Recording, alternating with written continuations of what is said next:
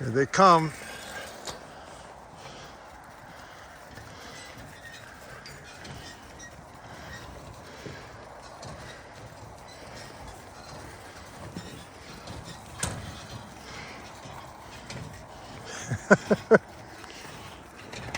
You got to admit, it works really nicely once they're trained.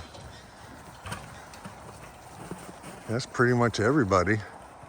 And maybe this one will figure it out. That's pretty much everybody. And that took a minute. And now I'm gonna feed the dogs while they're doing this. Well, it's Tuesday, the second Tuesday in February, 2026. I think it's either the 10th or 11th, something like that. It's a lot warmer. It's almost 30 degrees. And the difference between 30 degrees, like I'm just wearing my fleece, I'm not wearing my other 2 layers. But it still feels good to be on a pile of hay rather than standing up in the wind. So yeah, the rest of the sheep are coming. Sheep! Come on! Sheep, sheep, sheep! Someone's blocking. Someone is standing in the way. Sheep! Come on! Oh, it's Spike. Or Luna is blocking the way. See, they're going around because the damn dog is right in the middle of the path. I was wondering what was holding them up. They're like, that dog has a bone and he doesn't want us near him, so we're just gonna stop and wait. There we go. Chip, come on, chip, chip, chip, chip.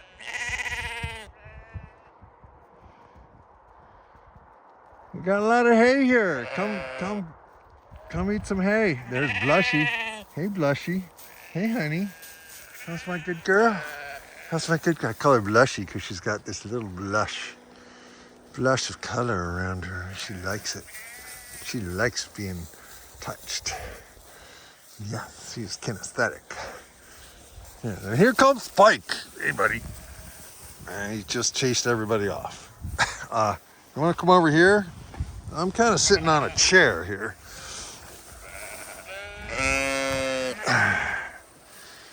Actually, sitting up is fine.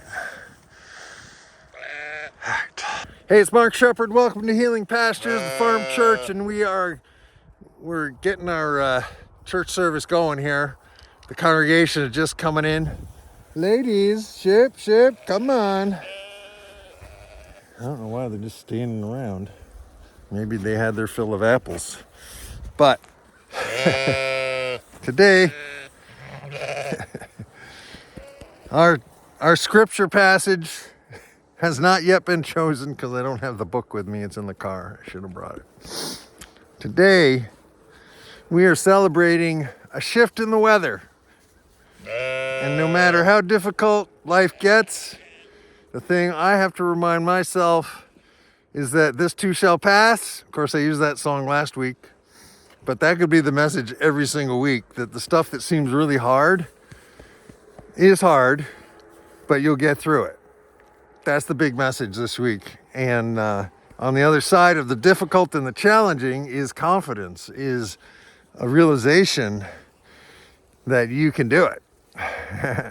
And it's not necessarily about powering it through, going all David Goggins on your shit and forcing yourself. But sometimes you do have to kind of dig down deep and put it into low gear and just move forward step at a time. Sometimes it just seems impossible, but it's not. Every single person in this life has some challenges, has things they're afraid of. I'm afraid of conflict. I don't like having to say, hey, this isn't working. I don't like saying that. I don't like having to say to someone, listen, you're not doing it the way it needs to be done. I hate that. I want someone to just do it right the first time. Oh, what Looney? Looney's looking at me. She's looking at me. What are you looking at, Looney? You want to cuddle? She wants to cuddle. All right, so I'm going to cuddle a little bit, and then I'll go back to the car and get the scripture reading. Because Wednesday, I have interns. It's Tuesday. Thursday, I have interns. Friday, I'm leaving for Albany to deliver meat to some of my meat customers. And hopefully to take a little rest and relaxation. Excuse you, Mr. Bossy Pants. Get your feet off of me. You want love? You want love? You want petteds? You want cuddles? Yes, you do. You can have them. You can have the pets and the cuddles. Yes, you can. You can have the pets and the cuddles. They let you know what they want. But you know what? If they don't get what they want, they're like, oh, okay, whatever. That's the attitude we want to develop. Go for what you want. And if you don't get it as soon as you think you should, go, oh, okay, whatever. Long-term thinking, which is what we talked about last week. Just going, hey, my mom had something on the refrigerator. It said, God's delays are not God's denials. And I do think about that sometimes. Whether you believe in God or not, replace God with the universe's delays are not the universe's denials, right? Whatever you want to do. Or nature's delays are not nature's denials. Spring is coming. It's just not coming today. But today, at least it's not 17 degrees below zero. It's 30 degrees above zero.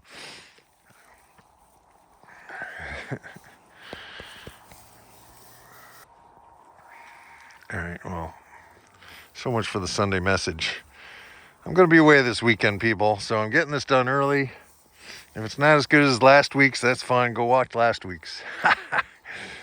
I'm just trying to capture in a few moments what's going on here on the farm. And man, the sheep just went through the system today like greased lightning. And I'm starting to figure out when to do what, when to make sure it's open and get the timing. So after I give them the water, I kind of race back to this end of the pasture so that I can get those apples into the corral before them. And what are you doing, number 7? Hey, how's my number 7? How's number 7? Yeah, that's a good girl. You're a good girl. Yes, number 7's a good girl. Yes, yes, yes. Look at them. They are really chowing down. There's a blushy. Such a beautiful blushy. All right, 5 minutes of gold, people. Please subscribe. Please leave a comment below. What are you doing, Luna? Are you licking him or chewing on him? I think they're gonna play.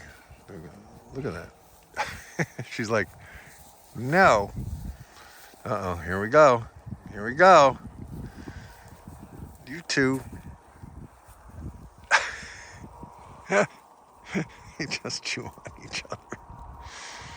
This is why they domesticated us, because that's the best they can do for each other when they want touch. They're rough. Sometimes they just want someone to be gentle. He was like a boy. Sounds like a boy. All right. Okay. All right. Enough. Spike, do you mind? He's like, what is this? This is the sheer ecstasy. No, don't be chewing on it. All right. All right, good boy. So, The Sheer Ecstasy of Being a Lunatic Farmer by Joel Salatin. I call this the gospel. The gospel of the prophet Joel. And it's time to do a reading. What I like to do is just thumb through it. See if there's a spot. All right, so there's a lot of brouhaha, particularly around solar, that, it's destroying our farmland, right? And there was an article by a friend of mine, actually, in the Stockman Grass Farmer this month, about how the amount of land used to grow corn for ethanol is so much less of an efficient way to create energy. And a fraction of the land that's used to grow corn for ethanol if that was used for solar, it would way out produce the energy per acre, blah, blah, blah, that kind of stuff. But one of Joel Salatin's kind of big things is conservation groups basically freezing a piece of land.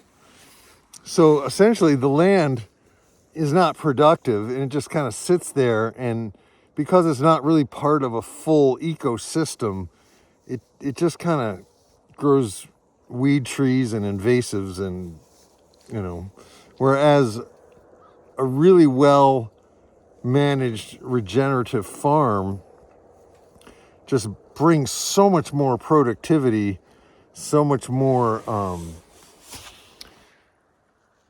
abundance to the acreage, that it's, so there's a lot of people saying, oh, solar just is taking all our farmland, it's bad. And they do have a point that, we have all these buildings in urban and suburban areas like malls where they should put solar on the top of on the top of those buildings. But as I've said before, the whole solar farm thing makes it possible for me to actually make a profit and actually make a living doing this. And we are in vegetation management. Look at that girl. She's so beautiful. All right, so let me just read this chunk here. Marrying farm productivity with beautiful landscapes is both doable and desirable, but it takes good farmers, and it takes ecological exercise, not a public park or a playground. When entrepreneurial savvy and sweat come together on a farm, it can be a beautiful thing if controlled by an environmental ethic. That means the first way to preserve good farmers is to patronize them. I have said this before. I spoke to an exclusive male-only membership by invitation-only Republican group on the West Coast one morning, and one of the senior members verbally took my head off when I suggested that taking the kids to McDonald's is an environmental assault. He thought I was completely over the top and insisted that since his grandchildren liked McDonald's, it certainly didn't hurt anything to take them there. I believe McDonald's represents everything that is terrible in our food system, in our land use, in our economy. If all the grand matriarchs and patriarchs who fund environmental organizations would withdraw their daily patronage of industrial food, it would do more to preserve farmland than all the preservation regulations and easements put together. I'm a believer in personal responsibility. If you don't like something, clean up your own act first. And I agree, which is why I'm doing this. But how many feel-good Sierra Club grandparents take their kiddos to McDonald's and fund Tyson chicken? Telling someone else what to do is always easier than cleaning up our own act. So how do we preserve farmers? We patronize them. Just like people need to exercise to stay trim and fit, the land does too. To be sure, rest is also good, but rest without exercise makes ecological couch potatoes. I introduced this topic in a previous chapter, so I won't go through all the principles of freshness and disturbance here. What I want to do now is to broaden the discussion to include urbanites and especially land preservationists. To review, we established that human activity can be healing or hurtful. Nothing about human presence on the land is necessarily good or bad. Bad activities create ecological sickness, and good activities create ecological health. A growing number of people in our culture, divorced from farming, divorced from the land, believe that human presence on the land is inherently harmful. I encounter this attitude routinely with the preservationist portion of environmentalists. I certainly don't have a problem being called an environmentalist. After all, I've chosen the moniker Christian libertarian environmentalist capitalist lunatic farmer. But environmentalism comes in different shapes and sizes. For example, permaculture, which was invented by Bill Mollison and Dave Holmgren, is dedicated to designing ecologies that operate with as little outside intervention as possible. I've visited numerous permaculture sites, and they are unquestionably the zenith of environmental enhancement. Only one problem: they require lots of landscape manipulation, from ponds to freeform construction to water sluices to gray water biological filtration systems to moldering toilets. The whole objective is to move things around and build infrastructure that operates on its own. And permaculture is about exercising the landscape with diversity to create more intricate synergistic relationships. In a swamp or wetland, for example, if you create a pond, you actually multiply the environmental zones in which plants and animals can live. Environmentalist-sponsored government wetland regulations, however, do not allow that kind of landscape change because it would alter it from its present state. In deep permacultural ecology, such a landscape change would attract a host of biological diversity because the new pond growth zones creates new habitats. Instead of being limited to wetland critters, both plants and animals, the habitat can now support fish, offer a water heat sink that evens out temperature highs and lows, creating a unique microclimate, and even offers a place to collect silt or attract waterfowl. I'm all about preserving green space. The question is how to do it. I was recently in the Santa Barbara area of California and met with a rancher who can't even build a house on his family ranch because the preservationists have created a 3-acre, 1 dwelling per parcel stipulation. Heralded as land preservation, this regulation denies the second generation a domicile on the family ranch and threatens to destroy the financial viability of the ranch. If the son can't live there, he has to commute from town. Now he's not living cheaply on the ranch. Suddenly, what could have been a viable agriculture operation is no longer viable. And herein lies the great fallacy of the preservationists. They aren't primarily interested in keeping farmers viable. What they want to do is freeze the landscape. Herein speaketh the word of the prophet Joel. So my take on the solar things is we need energy, and we need energy that doesn't come from fossil fuels. Is this really that bad? Particularly if we can create opportunities for young farmers where they don't have to buy the land, where they get paid a decent amount to manage the vegetation with animals. And then they can add different species. And I said this last week, I can run the sheep. I can also run the kinds of pigs that don't root, cunies and maybe Idaho pastured pigs. There's also a kind of a pig called a manganista, something like that. And they can finish on grass. And the manganistas, they have like thick fur. Like they can literally have piglets in the winter. So I'd like to check that out. But we can also run ducks. We can run chickens. We can run geese. And quite often there's areas around the solar place, around the solar facility or the solar farm. Like here, there's a couple acres over there that are just rough. They are rough. Maybe you could do goats over there. Maybe you could plant some hazelnuts, right? There's different things that could be done. And, so this whole idea that we have to just freeze the landscape and protect it from any kind of development or any kind of use is a little funky. And I agree with Joel Salatin on that. What are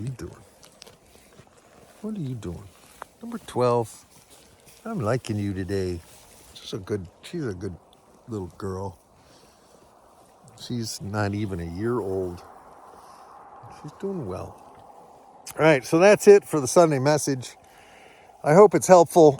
I'm trying to try different ideas because I want to share the excitement that I feel of being out here and doing this. And we need it. This is one thing that I feel like it needs to be done by somebody. And instead of just complaining about it, I'm doing it. And I'm not doing it to get, accolades or whatever. I'm trying to find a way to make a living that doesn't grind me down, to make a living that supports me, to make a living that does something positive in the world, something where I literally am getting paid to exercise, getting paid to feed my animals, getting paid to hang out with Spike and Luna, and, getting paid to meditate on a tractor when I mow, or using the brush mowers, the walk behind, getting exercise. And the beauty is there's a perimeter fence. The beauty is there's actual AC power here. I can plug in a water heater. So, it makes my life so much better. And we need power. We need energy. And in fact, farming is really, we're in the energy business. We're collecting solar energy to grow the grass. And these solar panels actually grow the grass even better because they shade it a little bit and they give the animals shade. I think it's a win-win. And why do we have to tear everything down and complain about everything? Why can't we have open minds? So that's one of the things I'm inviting you to do this week. Have an open mind. And if you disagree and you think we should preserve the landscape and use government regulation to fix everything, maybe that's a valid point. Maybe I'm an idiot. I don't know. But that is the word and the thoughts this week. And to just appreciate a little warmer weather. All right, that's it for now. Sending out thoughts and prayers, sending out concerns, sending out enthusiasm, sending out positive energy, positive ideas, and to just trust that perhaps the future can be even better than the present. But in the present moment, we are alive, and to appreciate every gift, every wonderful moment of being here on this planet. Good days, bad days, hard days, easy days, rain, sun, snow, cold, warm, whatever the world gives, we take it, we transform it into experience, into love, into value, into highly nutritious food, healthy, happy animals, and we just try to do a little bit better every single day. So that's it. Peace, love, grooviness. Amen. Boom. Here's the song.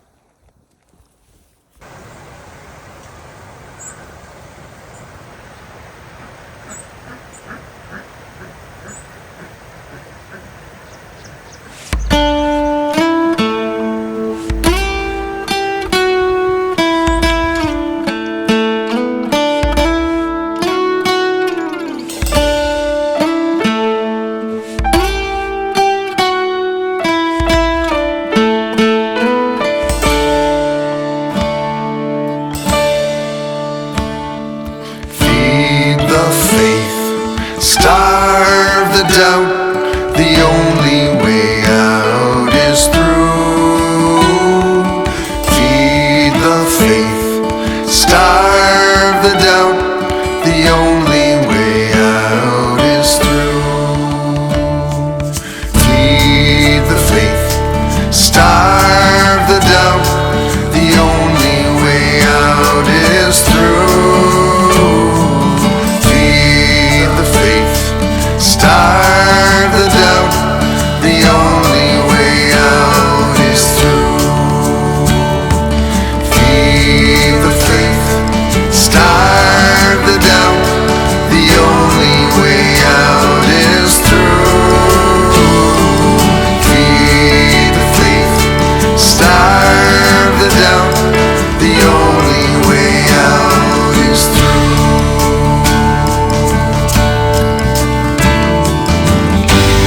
Softness can be strength, bend and survive. Be a willow in the wind, bend and thrive. Softness can be strength, bend and survive. Be a willow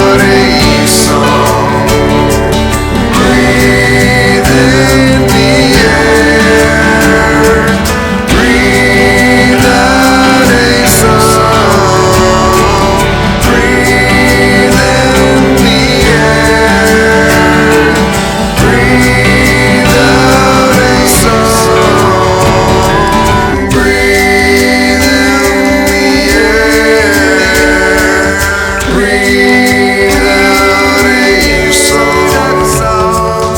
Breathe every sound.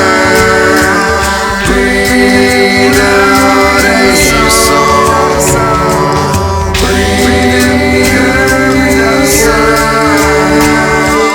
Breathe out a song. Breathe every sound.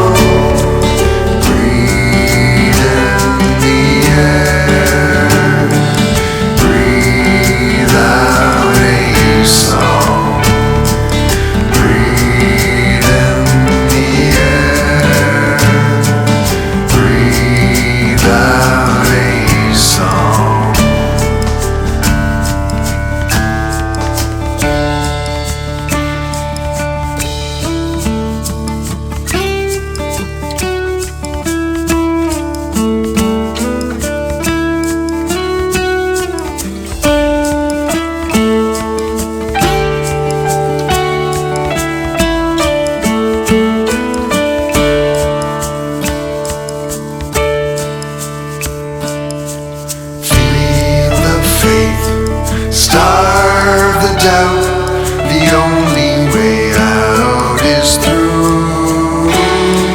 Feed the faith, starve the doubt, the only way out is through.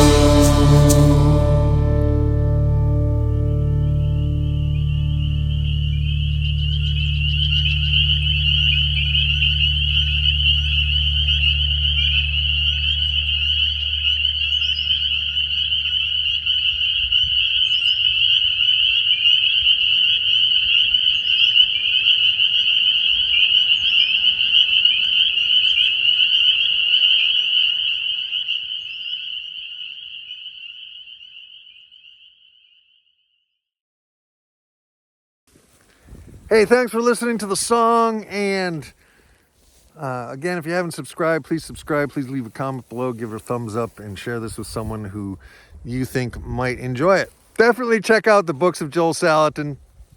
Definitely check out his videos. He has a YouTube channel, Farm Like a Lunatic, something like that. And he also does a weekly podcast. So look him up, Joel Salatin. I consider him to be, a mentor. Even though I don't know him personally, I've read his books. And he's the guy that gave me the idea for the farm church. Anyway, so credit due where credit's due. Anyway, what are you doing, girls? What are you doing, girly? What are you doing? What are you doing? What are you doing? Yeah. All right. The congregation is gathered. They've heard the word, and it's going to start snowing. So I'm going to start going. Mwah! He's a good boy. Such a good boy.